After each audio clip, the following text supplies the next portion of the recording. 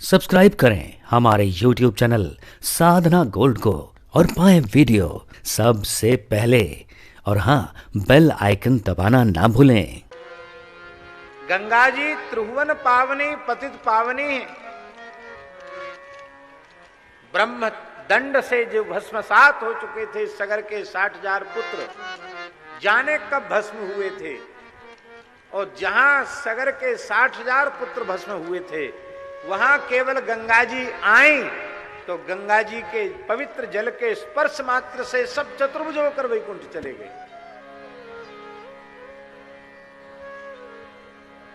ऐसी गंगा जी का किसी ने आश्रय ले रखा हो,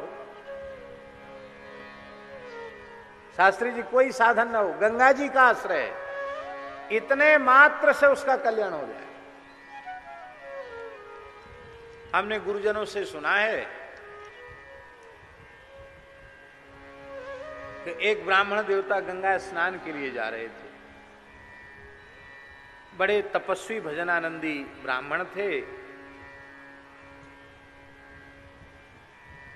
जो विशेष तपस्वी होते हैं उनके नेत्रों के सामने सूक्ष्म जगत के दृश्य भी प्रत्यक्ष के समान दिखाई देने लग जाते हैं।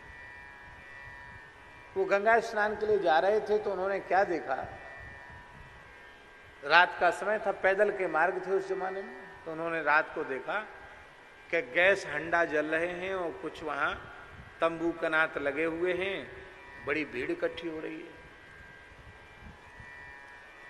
उन्होंने सोचा यहां जंगल में क्या हो रहा है, तो पंडित जी वहां पहुंचे। उन्होंने कहा कि आप लोग कौन हैं? बोले महाराज हम लोग भूत प्रेत पिशाच हैं। अरे हाँ, भूत प्रेत पिशाच हैं, क्या हो रहा है? बोले वो ये हमारे जो है ना ये प्रेतराज, ये सरदार हैं हमारे, राजा हैं हमारे। अच्छा, यहाँ क्या उत्सव हो रहा है? अरे उत्सव क्या हो रहा, इनकी लड़की का ब्याह है, उसी में नाच गान हो रहा है सब। कब बारात आएगी? बोले वो तीसरे दिन बारात आएगी।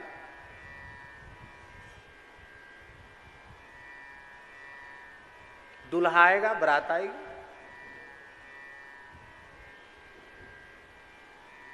तो पंडित जी ने पूछा कि दूल्हा कौन आएगा तुम्हारे प्रेतराज की बेटी के लिए? तो उन्होंने कहा कि अमुक शहर का जो बहुत बड़ा अमीर आदमी है, सेठ, उसका लड़का मरेगा जवान,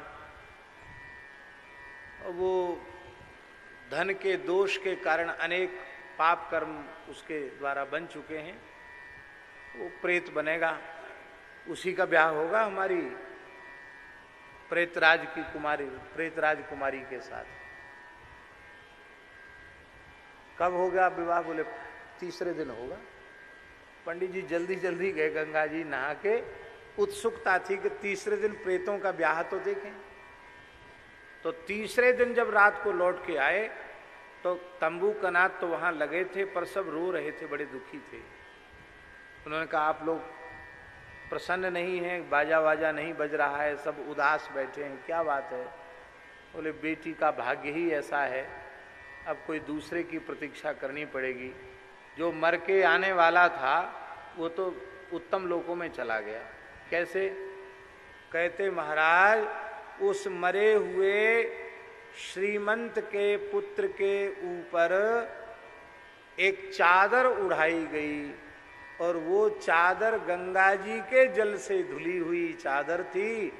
तो गंगा के जल से स्पर्श जिस चादर का हो गया है, वो चादर कफन के रूप में उसको उड़ा दी गई, उसके सारे पाप नष्ट हो गए, वो उत्तम लोकों में चला गया। अब वो प्रेत बनेगा नहीं। इसलिए हमारे यहाँ मायूसी छाई हुई है, हम सब लोग दुखी हैं। बताओ, गंगा जल में धुली हुई चादर मुर्दे पर पड़ गई तो उसकी सदगति हो गई, पर प्रत्यक्ष गंगा स्नान का तो कहना ही क्या।